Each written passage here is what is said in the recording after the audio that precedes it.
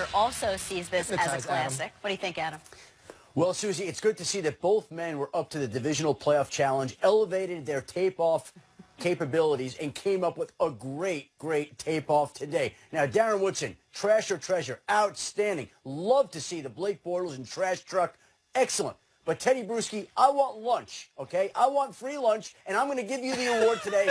Judge you the winner here. Anytime I see road signs on the way to Foxborough for the Jacksonville Jaguars, and I'm lulled to sleep, hypnotized in the way that you are, I want lunch, I get a nap, and I am declaring Teddy Bruschi the winner today. I'll see you in the cafeteria, Shefty. Results stand. Thank you, Judge Schefter. How about a deeper look at this great Jacksonville defense? Just how good are they? They compare very well to some of the units that carried their teams to a Lombardi trophy. Start with the pass rush. They have 11 more sacks than the 2013 Seahawks and 20 more than the 2000 Ravens. How about the run defense? Since they traded for Marcel Darius before Week 8, the Jags turned into the 1985 Bears against the run.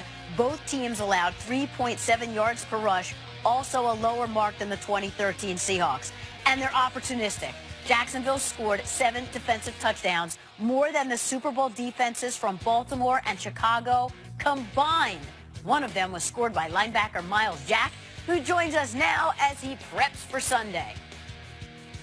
Miles, I had to break out the giant book from all my draft prep when I knew I was going to do this interview, and I was reminded that you were watching film when you were 7 years old. You were always infatuated with the game.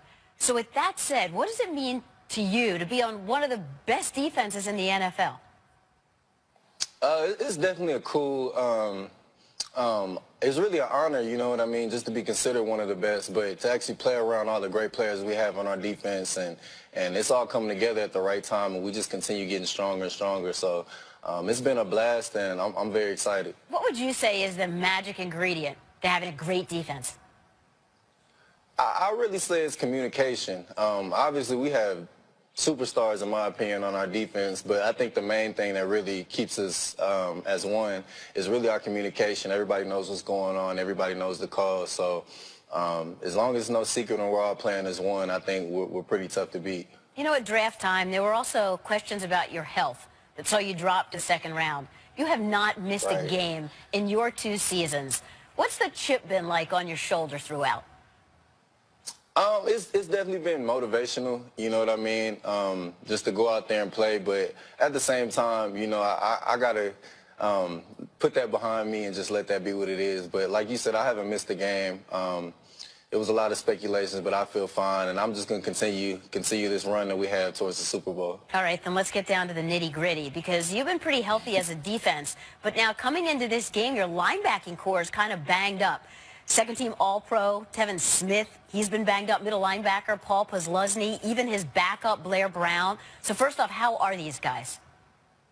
Yeah, they're fine. You know, Telvin and Puz, they've been practicing every day. Blair, he took a day, but he was out there today running around doing drills. So, I mean, those guys will be fine. Luckily, you know, we've been pretty lucky with injuries. Even on the defensive side, I think everybody's pretty much healthy. So they'll be fine. They'll be out there on Sunday, and it'll be a great game. How does it impact the prep, though, for you when guys are banged up, maybe in and out of the lineup?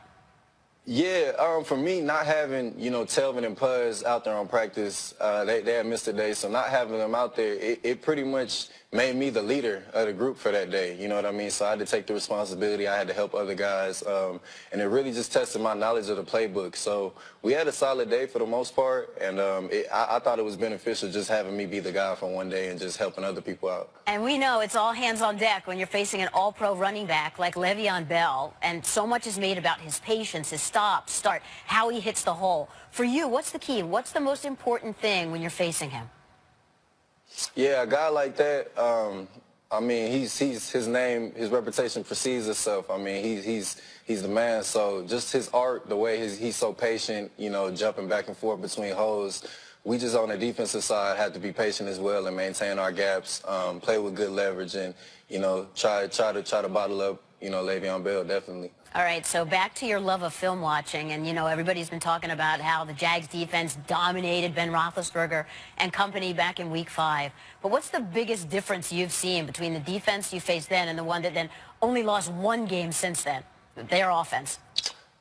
Yeah, they've definitely been rolling. I've had more than enough opportunities to watch them. They played on Sunday night, I think a couple Monday night and Thursday night games. So I've had a lot of chance to watch them. Their offense is rolling.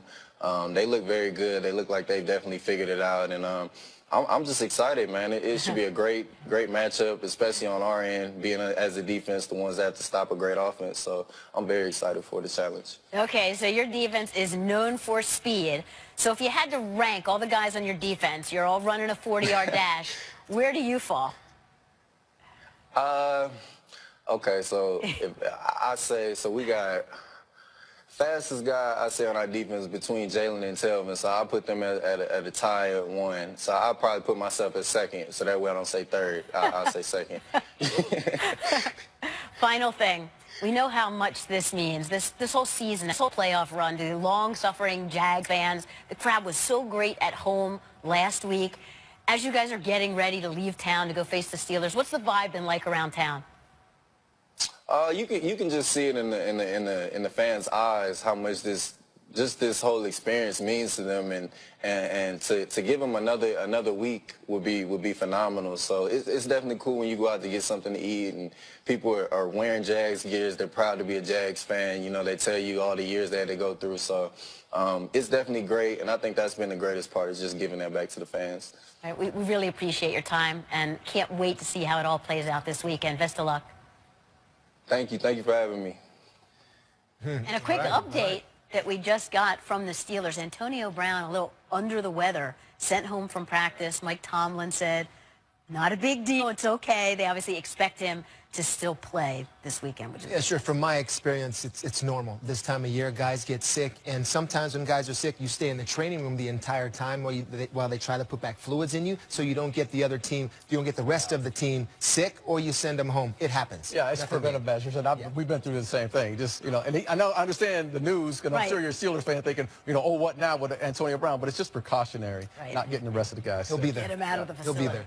Yeah. All right, so we've talked a couple times now just on the Week 5 factor and how the Jags defense dominated Ben Roethlisberger. How do you see it playing out this weekend? For me, the pass rush is going to be big for the Jaguars, so Ben getting that ball out to his receivers, and then once he does, it's going to be difficult. They've got great corners out there. Of course, Antonio Brown, Martavis. Is it going to be Martavis Bryant or Juju Smith-Schuster? That's what I'll be looking for, because this matchup right here, AB did a great job right here on this play pushing off, but Jalen, I don't know if Ben's got it in his mind that he wants to take chances like this where that long-arm corner Ramsey can make these plays. So does Juju have the best matchup, and do I focus on him? Is it James, the tight end? Is it Bell? Is it Bell out of the backfield? Those third, fourth matchups, that's what I'll be looking for. Yeah, and I like the matchups on the perimeter as well, because you're talking about Jalen Ramsey, like what you just said, long, strong athlete on the outside, ton of confidence. But on the other side, let's not sleep on A.J. Boye. I mean, this kid can flat out play. And in that last matchup, when these two teams played each other, he had Antonio Brown by himself in one-on-one situations and did not back down. Made some great plays against AB at the same time. The one thing that you know about this team, the Panthers, they are going to come into Pittsburgh with a swagger about them and a confidence about them. It's about the Jags. They're going to come in with a confidence about them. And they just understand the moment.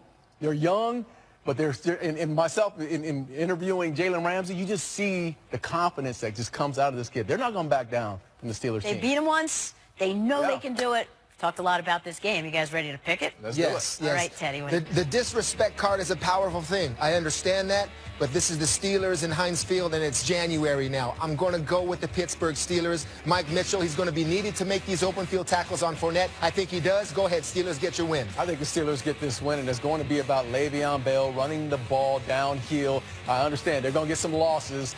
Jacksonville's going to create some losses, but you got to stick to it and be consistent with Le'Veon Bell. Let's move on to the Titans and Patriots. Bill Belichick will coach his 37th career playoff game, breaking a tie with Tom Landry and Don Shula for most by a head coach in NFL history. A win by his Patriots would mean the team reaches a 7th straight AFC championship game, extending their own record for conference championship appearances. To stop them, the Titans need to do something they haven't done since 1993, win in New England. Their last win at Foxborough was so long ago, the team was still the Houston Oilers. That was then. That was I wasn't even there. Yeah, you were. You were there. That was my 10th year. So the Titans, they've been in playoff mode now, we know, for a few weeks. And the last couple of games, Marcus Mariota has been the guy we've wanted to see all season. Not healthy, but as healthy as he has been.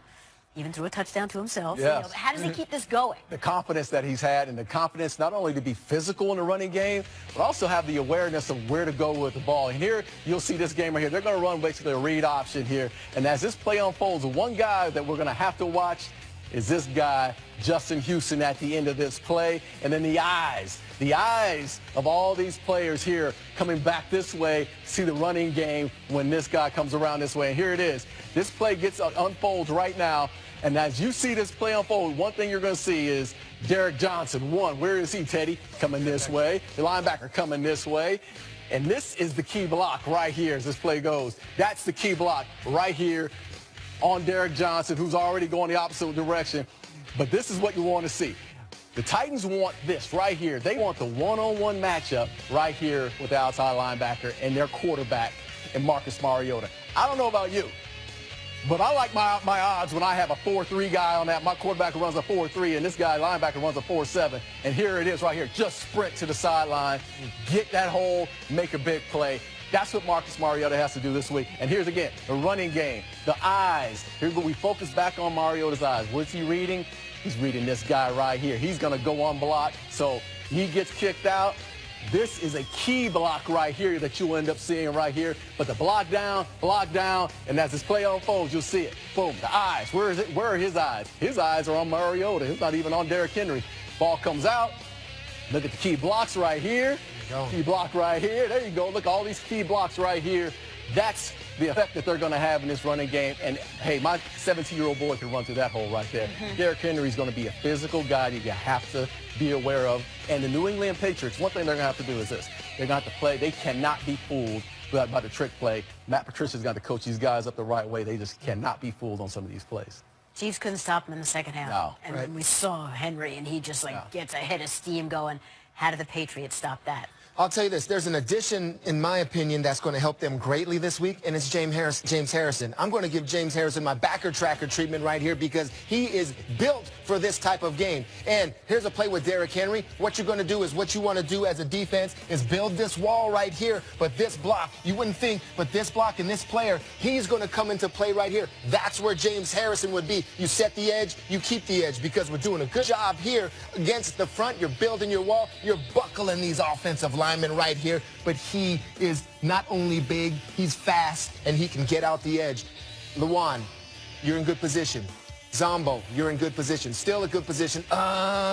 When you don't have enough strength to press through and you have to rotate like that, Susie, you're beat. It's over. He's out the gate. He's too fast. He's too big. You can't get him. Clock keeps running. Ball game. Great finisher right here. That's where James Harrison will come in because watch this. He's up at the top. This is a very similar play in terms of setting the edge. Look at him. Get into that block right there. Drive him off the line of scrimmage, and then watch what happens. The difference in what Zombo was, you see his face right there? You see him coming out right there? Outside arm free, still able to set that edge right there, Suze. You can't go outside. He has to go inside because of that edge that's set, because of his strength, because of his experience.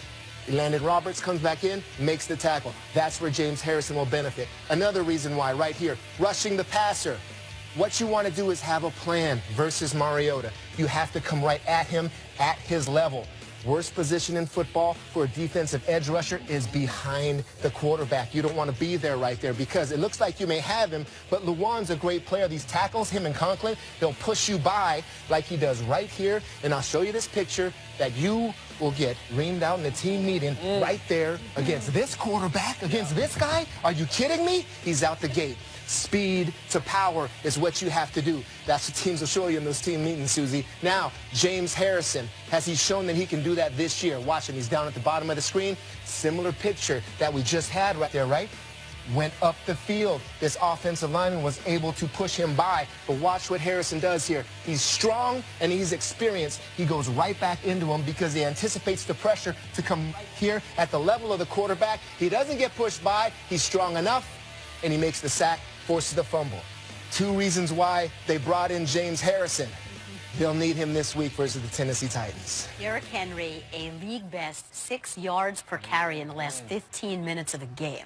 That quick story from Mike Mularkey on Henry. He's so big, 6'3", 247. When he first showed up for training camp, they're in the huddle, and Delaney Walker said, "Don't we need a running back out here?" I thought it was an offensive lineman. Right. The guy was so big. Yeah. I mean, You see someone that big, you don't think he's that fast. No, but you know the hardest thing is as a safety, seeing that guy come downhill. I have had those memories of, that's the nightmare. You better have That's a the tape plan. we have to the tape off. We have the nightmare of Derrick Henry out in the open field. all right, so besides from the Mariota swag and Henry and all of this, is anybody giving the Titans a chance to win this game? What's really going on behind the scenes at the Patriots? Well, they are focused on the Tennessee Titans, and I think the Tennessee Titans are a formidable opponent. But I tell you, they've been distracted too this week. Is Matt Patricia going to be there? Is Josh McDaniels going to be there? Yep. You're looking at your defensive coordinator. Oh, man, I wonder if this is it. I went through this with Romeo Crennel when he was going after our 3rd Super Bowl. Are they distracted? But they'll compartmentalize, and they'll get it ready by game day. I'm so against the whole You know they're Belichick winning this philosophy. game. They are winning this game. All right, you jumped the gun. Pick it. All right, I'll pick it. Yes, there are distractions in the building. Yes. Will they handle them? Absolutely they will. My old team, the New England Patriots, they're going to get it done here. I just think that defensively, they will get those goals accomplished. Watch for Chung to have a big game. Listen, I think this is going to be a team. Of course, New England's the most disciplined defense in the game right now. Maybe not the best personnel, but the most disciplined. They will get after this team right now, and they're going to run the ball and throw the ball with Brandon Cooks. Will have a big day this week. Just don't go to bed early, though. That's right. Don't go to bed early. No, because it's gonna be- Titans are oh, yeah. resilient. Oh, yeah. Coming up, Matt Ryan, Nick Foles. Find out what the Eagles need from Foles to get the win, and if Matty Ice and Julio Jones' connection can keep on clicking. On Saturday, the Falcons knocked off the Rams last week in L.A., but Atlanta has never won multiple road games in a single postseason. More of this version of Matt Ryan would help. Ryan has 10 touchdowns and 0 interceptions in his last 4 playoff games, including a touchdown at the Rams last week. The Falcons' defense faces Nick Foles, making only his 2nd career playoff start. Foles threw 2 touchdowns without a pick in a 2013 wildcard loss to the Saints in his only other game. Here's his head coach. Demeanor's been great. He's handled it great. You know, he's the type of guy, I think like most quarterbacks, I mean, we learn to compartmentalize everything, you know, put things in boxes and just sort of check off each box every day and make sure we're, you know, staying focused on the game plan and the guys, and he's done a nice job and handled it well this week. Honestly, I feel great. I feel really, really good, confident. So far, it's been a great week of work, and I don't know. I can just say I feel good. I don't know. I don't want to expand on it more. I feel really good. Yeah, I can say definitely this week he's a lot more confident, and I mean a lot more relaxed and confident than any other weeks. He's just relaxed, just going out, just having plays, and just real relaxed in the huddle. The Eagles had an incredibly valuable bye week, kind of reset the offense. Can't run the Carson Wentz offense. Got to run the Nick Foles offense. What do they need out of him to get a win? I wish this was a game where you could just say to Nick Foles, just don't mess it up. Just all you need to do is hand it off, a couple throws here and there, and we're going to be fine. Don't worry. Our defense is that good. Our special teams is that good. We can do all of that. Our running game is that good. Atlanta's going to put points on the board, I think. And Nick, it's going to be more is going to be asked of Nick, in my opinion. I think he's going to have to get more than 24 points to win the football game, and that's just going to be very difficult for him to do because at this point in time, I see Atlanta getting that surge that I used to seeing, and then I don't know if I see that in Philadelphia. We waited all season for Matt Ryan and Julio Jones to really connect, and then last week against the Rams, 9 of 10, 90%. Yeah. That's what you want to see. So what was the difference you saw? It's like what Teddy's saying. It's about that surge that you see they've had in the last 3 weeks. And these guys trust each other. They've played together for a number of years. And here it is right here. Just watch this big play. It's play action play. Matt Ryan gets out of the pocket, and that's just one part of it, and throws the ball deep down the field, and everyone says, oh, big play by Matt Ryan. But let's watch the back end of this and what Julio Jones has to go through. He's basically one-on-one with Trumaine Johnson, got a safety coming over the top. Look at the stop on a dime, and watch Trumaine Johnson. 1, 2, 3, 4, about 10 yards down the field. The separation that's there. He understands, Matt Ryan, my quarterback's scrambling, I'm coming back. And then the submarine play that they run. You're going to see the defensive backs. Everyone's looking at Devontae Freeman. All the eyes are going one way. Here comes the submarine on the other side. Everyone's looking at Devontae Freeman. You even look at LaMarcus Joyner there. He's looking on the backside. He can't find anyone, and there you go on the backside. And this is a trust throw. He just threw it to the pine line, knowing that Julio Jones is going to be there. And separation in man-to-man, one-on-one with Marshawn Lattimore here. We talked about the speed factor of Julio Jones. Let's watch it. Does Marcus Joyner just say, you know what? Yeah. Lattimore just said, forget it. I can't run with this guy. The separation that he has in those type of opportunities, and he's going to have one-on-one opportunities with young cornerbacks this week because Schwartz loves the blitz and bring pressure. It's the main factor. Julio Jones has to get, I think he will get over 100 yards receiving. It's that relationship he's talking about. It's time. It's time. They've struggled. They've been clunky throughout the courses of the year. They've had good stretches. They've had bad stretches. And now it's got to be all the way through this game, if hopefully through the NFC Championship they're hoping for. But Julio Jones, it's time now for him to show he's the best in the game. Through it all, though, Mohamed Sanu has been a bright spot. Yes. What did you see about the Eagles' secondary against these guys? Susie, at this time of year, you look at concepts, you look at the team, but you really sort of start to micro-study into these guys. It's like, what do they bite on? And it's the double move. Jalen Mills down at the bottom of the screen, Week 15 versus the Giants, a double move. What are your tendencies, Jalen Mills? If I sell a slant, will you look to the quarterback? Yes, they studied this all year. He will.